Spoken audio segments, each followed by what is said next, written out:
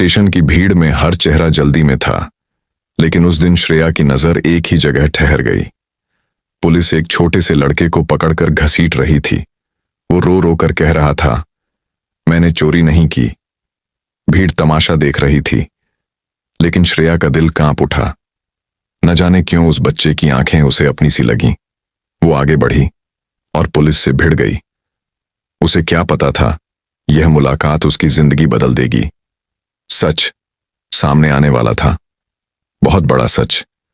अगर ऐसी ही दिल छू लेने वाली कहानियां आपको पसंद हैं, तो अभी हमारे चैनल को सब्सक्राइब करें, वीडियो को लाइक करें और अपना प्यार भरा सपोर्ट जरूर दें। आपका एक छोटा सा सपोर्ट ही इन कहानियों को जज्बात और हौसला देता है। सुबह के करीब 8:30 बजे थे। वाराणसी जंक्शन का स्टेशन हमेशा की तरह भीड़ से भरा हुआ था। लाउड स्पीकर पर लगातार आवाज गूंज रही थी, यात्रीगण कृपया ध्यान दें, प्लेटफॉर्म नंबर 2 पर आने वाली गाड़ी कुछ ही देर में पहुंचेगी। चाय वालों की तेज पुकार, चाय गरम, चाय गरम। कुलियों की भागदौड़, सामान खींचते यात्रियों की हड़बड़ाहट और पटरियों पर खड़ी ट्रेन से उठती लोहे और धुएं की मिली जुली गंध। पूरा माहौल जैसे शोर से भरा हुआ था, लेकिन उस शोर में भी हर किसी की अपनी कहानी थी। उसी भीड़ के बीच एक छोटा सा लड़का इधर उधर घूम रहा था। उम्र मुश्किल से 12 साल। नाम था आदित्य। पतली काया, चेहरे पर धूल की परत, फटी हुई नीली शर्ट, घुटनों से घिसी पैंट और पैरों में टूटी चप्पल। लेकिन उसकी आंखों में अजीब सी मासूम चमक थी, जैसे जिंदगी ने सब छीन लिया हो, पर उम्मीद नहीं। वो कभी खाली पानी की बोतलें उठाता, कभी सीटों के नीचे पड़े अखबार समेटता, कभी किसी यात्री का गिरा पर्स या रुमाल पकड़ाकर बदले में 2 रुपए मांग लेता। यही उसका काम था, यही उसका पेट भरने का सहारा। उस दिन भी वो प्लेटफॉर्म नंबर 2 पर झुका हुआ खाली बोतलें बटोर रहा था। तभी उसके पास एक काला बैग आकर गिरा। उसने इधर उधर देखा, कोई आसपास नहीं था। आदित्य ने बैग उठाया ही था कि अचानक पीछे से जोर की आवाज गूंजी, चोर, चोर, पकड़ो, मेरा बैग लेकर भाग रहा है। आदित्य घबरा गया। उसने मुड़कर देखा, एक मोटा सा आदमी उसकी तरफ दौड़ रहा था। आदित्य कुछ समझ पाता, उससे पहले ही उस आदमी ने उसका हाथ जोर से पकड़ लिया। यही है, यही चोर है, मेरा बैग लेकर भाग रहा था। आदित्य कांपने लगा। नहीं साहब, मैंने नहीं लिया, ये तो नीचे पड़ा था। लेकिन उसकी बात पूरी भी नहीं हुई थी कि भीड़ जमा हो गई। भीड़ का अपना न्याय होता है, बिना सच जाने फैसला सुना देती है। छोटे उम्र में ही चोरी, मारो साले को, पुलिस को सौंपो। तभी 2 पुलिस वाले वहां आ गए। एक सिपाही ने आते ही आदित्य का कॉलर पकड़ लिया। चल थाने, सब सच उगलवा लेंगे। आदित्य जोर जोर से रोने लगा। मैंने चोरी नहीं की, भगवान कसम। उसकी आवाज भीड़ के शोर में दब गई। लोग मोबाइल निकालकर वीडियो बना रहे थे। किसी को उसकी मासूमियत नहीं दिख रही थी, सबको सिर्फ चोर दिख रहा था। तभी प्लेटफॉर्म के दूसरे छोर पर खड़ी एक महिला की नजर इस भीड़ पर पड़ी। साधारण कॉटन की साड़ी, कंधे पर फाइलों से भरा बैग, चेहरे पर सख्ती नहीं, संवेदना थी। नाम था श्रेया।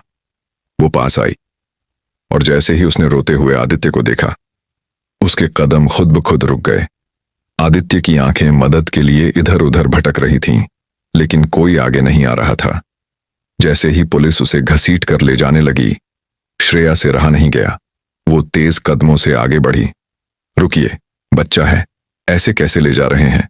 पहले सच तो पता कीजिए। पुलिस वाले पलटे। भीड़ अचानक शांत हो गई। आदित्य की रोती आंखों में पहली बार उम्मीद की हल्की चमक आई। उसे क्या पता था, यही महिला उसकी किस्मत बदलने वाली है, और यही इल्जाम एक बहुत बड़ा सच सामने लाने वाला है।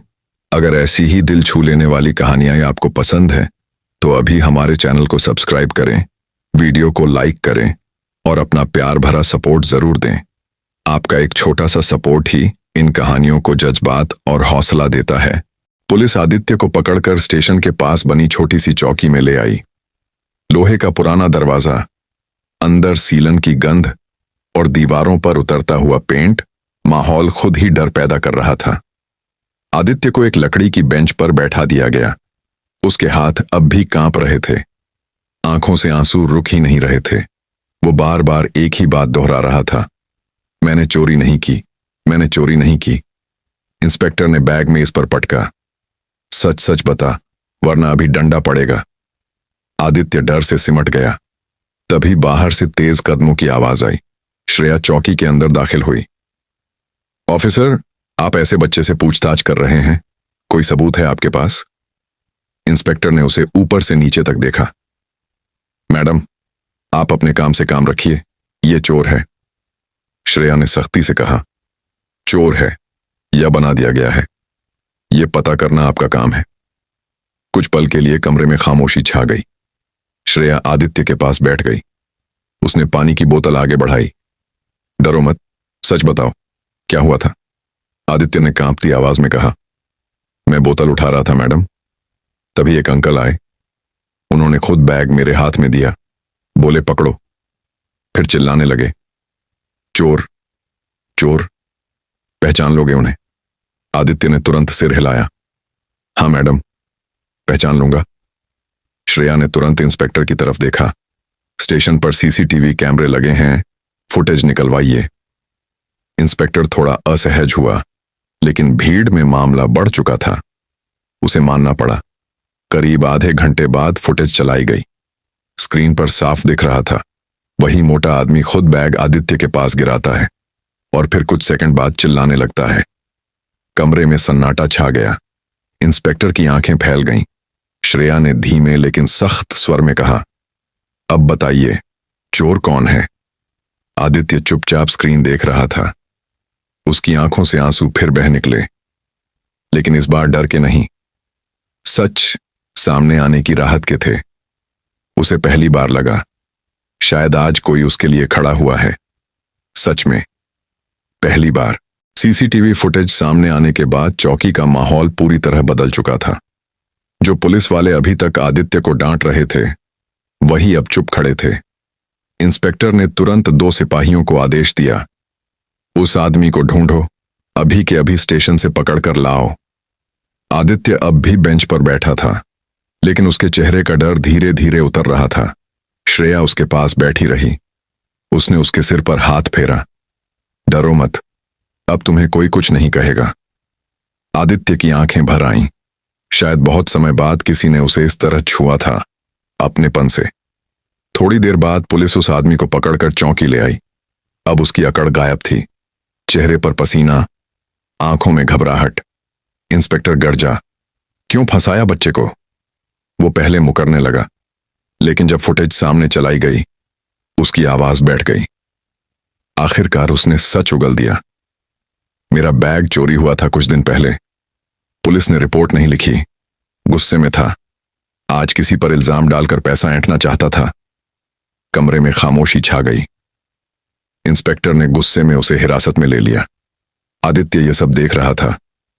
उसे समझ नहीं आ रहा था, रोए या चुप रहे। श्रेया ने धीरे से पूछा, घर कहाँ है तुम्हारा? आदित्य की नजर झुक गई। कोई घर नहीं मैडम, प्लेटफॉर्म ही घर है। मां थी, मर गई, तब से यहीं हूं। श्रेया का दिल जैसे किसी ने कसकर पकड़ लिया। कोई रिश्तेदार? आदित्य ने सिर हिला दिया। नहीं। कुछ पल के लिए श्रेया चुप हो गई। उसकी आंखों में नमी उतर आई। उसने पहली बार आदित्य को गौर से देखा, डरा हुआ बच्चा, लेकिन अंदर कहीं बहुत टूटा हुआ। उसी पल उसके मन में एक फैसला जन्म ले चुका था। एक ऐसा फैसला जो सिर्फ आदित्य की नहीं, उसकी अपनी जिंदगी भी बदलने वाला था। चौकी से बाहर निकलते वक्त शाम ढल चुकी थी। स्टेशन की लाइटें जल गई थीं। प्लेटफॉर्म पर भीड़ पहले से ज्यादा हो चुकी थी, लेकिन आदित्य के लिए सब कुछ जैसे धीमा पड़ गया था। वो श्रेया के साथ चुपचाप चल रहा था।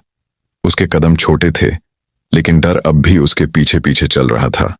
श्रेया ने पूछा, तुम रोज यहीं रहते हो? आदित्य ने प्लेटफॉर्म नंबर 3 की तरफ इशारा किया। वहां पुल के नीचे, रात को वहीं सो जाता हूं। खाना कभी मिल जाता है, कभी नहीं। श्रेया रुक गई।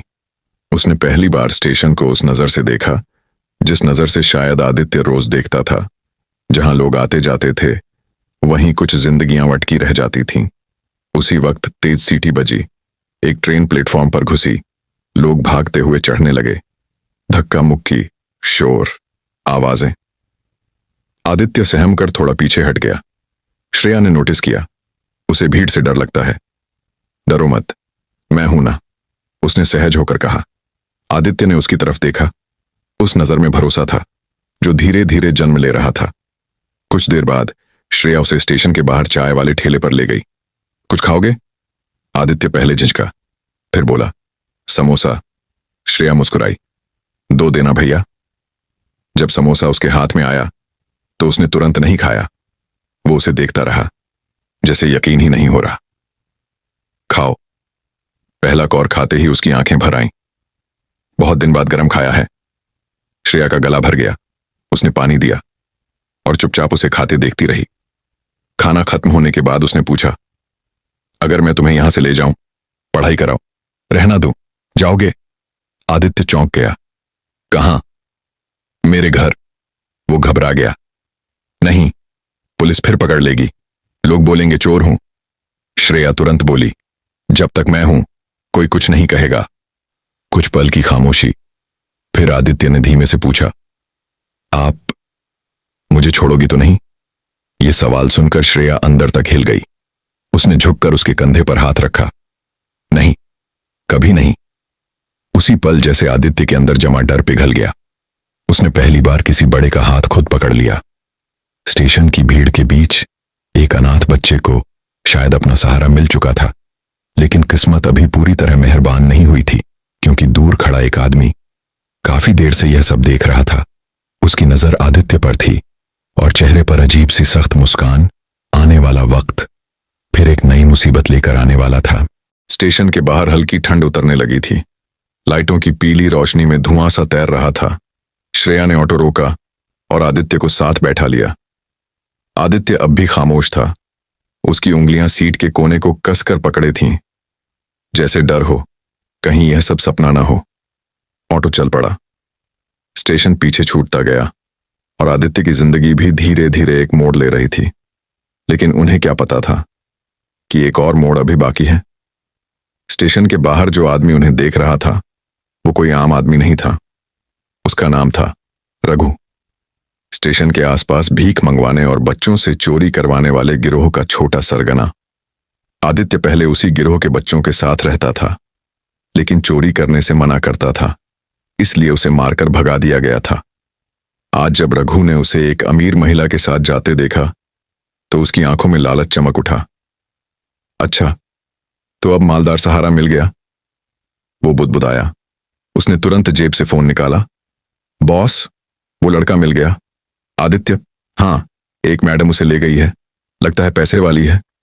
उधर से बस इतना जवाब आया, नजर रखो, काम आएगा। इधर ऑटो शहर की सड़कों से गुजर रहा था। श्रेया ने धीरे से पूछा, डर लग रहा है? आदित्य ने सच बोल दिया, थोड़ा। क्यों? अगर आपके घर वालों ने मुझे भगा दिया तो? श्रेया हल्का मुस्कुराई, मेरे घर में कोई नहीं है।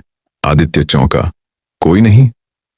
माँ पापा नहीं रहे, पति से तलाक हो चुका है, मैं अकेली रहती हूं। पहली बार आदित्य ने उसकी आंखों में अकेलापन देखा। उसे लगा, अनाथ सिर्फ वो नहीं है, अकेली ये भी है। ऑटो एक बड़ी सोसाइटी के सामने रुका। ऊंची बिल्डिंग, गार्ड, लिफ्ट। आदित्य ने शायद पहली बार इतना बड़ा घर देखा था। वो अंदर जाने से पहले रुक गया। मैं गंदा हूं। श्रेया ने उसका हाथ पकड़ा। गंदे कपड़े होते हैं, बच्चे नहीं। वो उसे अंदर ले गई। घर का दरवाजा खुला। साफ सुथरा ड्राइंग रूम, दीवारों पर तस्वीरें, शांत माहौल। आदित्य दरवाजे पर ही ठिठक गया। अंदर आओ, अब यह भी तुम्हारा घर है। ये सुनते ही उसकी आंखें भर आईं। वो धीरे से अंदर आया, जैसे किसी मंदिर में कदम रख रहा हो। श्रेया ने उसे बाथरूम दिखाया, नए कपड़े दिए। जब आदित्य नहाकर बाहर आया तो वो बिल्कुल बदल चुका था। साफ चेहरा, भीगे बाल, लेकिन आंखों में वही पुराना डर। श्रेया ने खाना परोसा। वो फर्श पर बैठ गया। टेबल पर बैठो, मैं वहीं खाता हूं। श्रेया भी उसके पास फर्श पर बैठ गई। अब मैं भी यहीं खाऊंगी। उस रात आदित्य ने पेट भर खाना खाया और शायद सालों बाद चैन से सोया। लेकिन रात के करीब 2 बजे श्रेया की नींद अचानक खुली। उसे लगा जैसे बाहर कोई आहट हुई हो। वो उठी, दरवाजे के पास गई, डोर कैमरा स्क्रीन ऑन की। स्क्रीन पर जो चेहरा दिखा उसे देखकर उसका दिल जोर से धड़कने लगा। दरवाजे के बाहर रघु खड़ा था और उसके साथ दो अनजान आदमी भी। खतरा अब स्टेशन से उसके घर तक पहुंच चुका था। डोर कैमरा की स्क्रीन पर दिख रहे चेहरों ने श्रेया की धड़कनें तेज कर दी। रात के सन्नाटे में दरवाजे के बाहर खड़ा रघु बार बार बेल नहीं बजा रहा था, बल्कि दरवाजे को हल्के हल्के धक्का देकर देख रहा था, जैसे यकीन कर रहा हो कि अंदर कोई है या नहीं। उसके साथ खड़े दोनों आदमी इधर उधर नजर रख रहे थे। श्रेया तुरंत समझ गई, ये लोग अच्छे इरादे से नहीं आए। उसने धीरे से पीछे मुड़कर देखा। सोफे पर छोटा सा शरीर सिकुड़ा हुआ सो रहा था आदित्य। उसके चेहरे पर पहली बार सुकून था, जैसे बरसों बाद उसे डर से छुट्टी मिली हो। श्रेया का दिल कांप गया। नहीं, अब इसे कुछ नहीं होने दूंगी, उसने मन ही मन कहा। वो चुपचाप किचन में गई, फोन उठाया और सीधे पुलिस हेल्पलाइन डायल कर दी। धीमी आवाज में बोली, मेरे घर के बाहर कुछ संदिग्ध लोग खड़े हैं, शायद बच्चे को लेने आए हैं, जल्दी भेजिए। उधर से जवाब मिला, मैडम गाड़ी भेजी जा रही है, आप दरवाजा मत खोलिए। इधर बाहर रघु ने आखिर बेल दबा दी। ट्रिन ट्रिन आवाज सुनकर आदित्य की नींद खुल गई। वो घबराकर उठ बैठा। कौन है? श्रेया तुरंत उसके पास आई। कुछ नहीं, तुम यहीं रहो। लेकिन तभी दूसरी बार बेल बजी, इस बार जोर से। आदित्य का चेहरा सफेद पड़ गया। वो धीरे से बोला, मैडम ये लोग मुझे लेने आए हैं। श्रेया चौंकी। कौन लोग? आदित्य की आवाज कांप रही थी। स्टेशन वाले, वो मुझे चोरी करवाते थे, मैं भाग आया था, अब छोड़ेंगे नहीं। श्रेया के अंदर गुस्सा और डर दोनों जाग गए। जब तक मैं हूं कोई तुम्हें हाथ नहीं लगाएगा। बाहर से आवाज आई, दरवाजा खोलो मैडम, हमें बच्चे से बात करनी है। श्रेया ने जवाब नहीं दिया। कुछ सेकंड खामोशी रही, फिर अचानक दरवाजे का हैंडल जोर से हिला। आदित्य डर कर श्रेया से लिपट गया। मैडम मत खोलना। श्रेया ने उसे पीछे किया और खुद दरवाजे के पास खड़ी हो गई। उसकी आवाज सख्त थी। कौन हो तुम लोग? बाहर से रघु बोला। हम उसके रिश्तेदार हैं, बच्चा घर से भागा है, हमें दे दीजिए। श्रेया समझ गई, झूठ, पुलिस को बुला लिया है मैंने। यह सुनते ही बाहर हलचल मच गई। दोनों आदमी पीछे हटे। रघु दांत पीसते हुए बोला, देख लेंगे मैडम, ये बच्चा हमारा है। तभी दूर से पुलिस सायरन की आवाज गूंज उठी। रात का सन्नाटा चीरती हुई। रघु और उसके साथी भागने लगे, लेकिन इस बार किस्मत उनके साथ नहीं थी। पुलिस गाड़ी सोसाइटी गेट पर पहुंच चुकी थी। गार्ड ने रास्ता बंद कर दिया। कुछ ही मिनटों में तीनों पकड़े जा चुके थे। श्रेया ने दरवाजा खोला। आदित्य उसका हाथ पकड़े खड़ा था। इंस्पेक्टर ने पूछा, यही लोग हैं? आदित्य डरते डरते बोला, हां। रघु ने घूर कर देखा, तू नहीं बचेगा। इंस्पेक्टर ने उसे थप्पड़ जड़ दिया, अब तू नहीं बचेगा। उन्हें गाड़ी में डाल दिया गया। जाते जाते आदित्य कांप उठा, लेकिन श्रेया ने उसका हाथ कसकर पकड़ लिया। अब कोई डर नहीं। उस रात डर पहली बार हार गया था, लेकिन असली सच अभी सामने आना बाकी था, क्योंकि पुलिस जांच में जो खुलासा होने वाला था वो सिर्फ एक गिरोह की कहानी नहीं, बल्कि आदित्य के अतीत का सबसे बड़ा राज खोलने वाला था। समय धीरे धीरे आगे बढ़ता गया, लेकिन कुछ रिश्ते ऐसे थे जो समय से भी तेजी से गहरे होते चले गए। आदित्य अब स्कूल जाने लगा था। साफ यूनिफॉर्म, कंधे पर बैग, चेहरे पर वो मुस्कान जो पहले कभी नहीं दिखती थी। समीरा ने उसे अपनी जिंदगी का केंद्र बना लिया था। हर सुबह उसके टिफिन में उसकी पसंद का खाना रखती, स्कूल बस तक खुद छोड़ने जाती। लेकिन एक चीज कभी नहीं बदली, हर रविवार आदित्य छोटी मां के घर जरूर जाता। दरवाजा खुलते ही चिल्लाता, छोटी मां, मैं आ गया। श्रेया दौड़कर उसे गले लगा लेती। उस घर में जो सन्नाटा सालों से था, अब वहां बच्चे की हंसी गूंजती थी। एक दिन आदित्य ने पूछा, छोटी मां, आप स्टेशन चलोगी मेरे साथ? श्रेया मुस्कुराई, क्यों, कुछ दिखाना है? दोनों स्टेशन पहुंचे। वही प्लेटफॉर्म, वही भीड़, वही शोर। लेकिन इस बार कहानी अलग थी। आदित्य अपने बैग से टिफिन, बिस्कुट और छोटे खिलौने निकालने लगा। वो एक एक बच्चे के पास जाता, खाना देता, मुस्कुराकर कहता, स्कूल जाओगे तो मैं बैग दिलाऊंगा। श्रेया दूर खड़ी सब देख रही थी। उसकी आंखें भर आईं। जिस बच्चे को उसने उस दिन पुलिस से बचाया था, आज वही कई बच्चों का सहारा बन रहा था। तभी आदित्य एक छोटे बच्चे का हाथ पकड़कर उसके पास लाया। छोटी माँ, इसे भी घर ले चलें। श्रेया कुछ पल चुप रही, फिर झुककर बच्चे के सिर पर हाथ फेरा।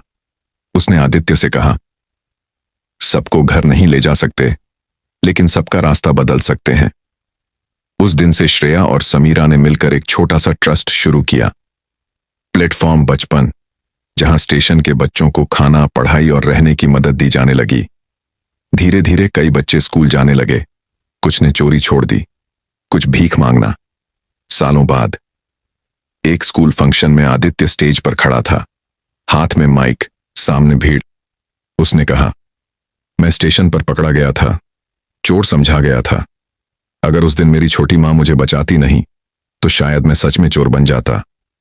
उसने आगे देखा। पहली लाइन में दो औरतें बैठी थीं, एक जिसने उसे जन्म दिया, दूसरी जिसने उसे जिंदगी दी। आदित्य स्टेज से उतरकर दोनों के गले लग गया। पूरा हॉल तालियों से गूंज उठा। स्टेशन, जहां कभी वो डरकर भागता था, आज वहीं वो बच्चों को बचाने जाता था। किस्मत ने उसे गिराया भी वहीं, उठाया भी वहीं। और उसकी कहानी बस यही सिखाती है, कभी कभी एक इंसान का लिया छोटा सा फैसला किसी बच्चे की पूरी जिंदगी बदल देता है। जहां लोग भीड़ देखते हैं, वहीं कोई एक दिल, इंसानियत देख ले तो कहानी बन जाती है।